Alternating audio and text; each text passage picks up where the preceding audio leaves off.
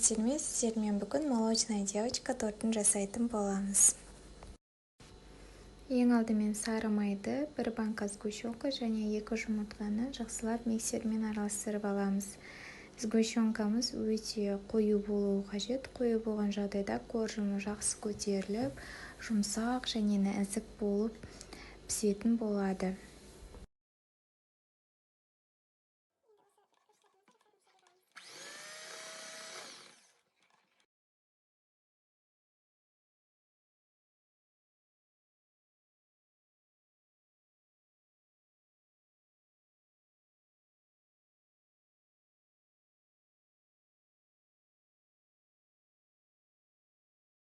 Жақсылап миксерлеп алғаннан кейін ұнға разрыхлитель қосып, осылай үкіштен өткізіп алып, кішкенеден қосып, жақсылап араластырып аламыз.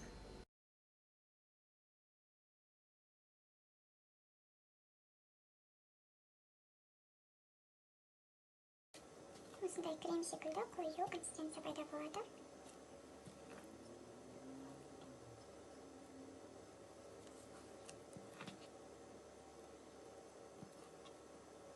Енді дайын болған тестамызды, консистенциямызды осындай табаға менде пергамент қағазы болмағасын 4-ді осылай майлап, сызып алып, осы дөңгелекке 1-2 қасық саламыз.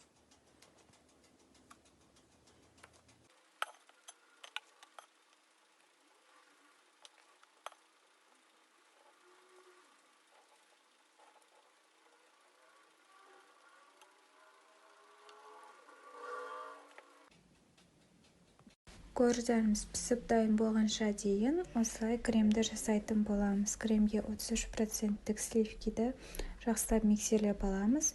Қойылына бастағанда сахарная пудра мен творожный сырды алып қосамыз. Және де осындай қою масса пайда болады. Қорждарымыз осылай әдемі болып пісіп шықты. Менде 5 қорж болды.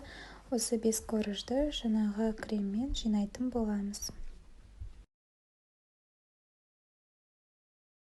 Тортымызды жинап болғаннан кейін өз қаларыңыз бойынша симдесеңіздер болады. Және де осы дайын болған тортымызды холодильникке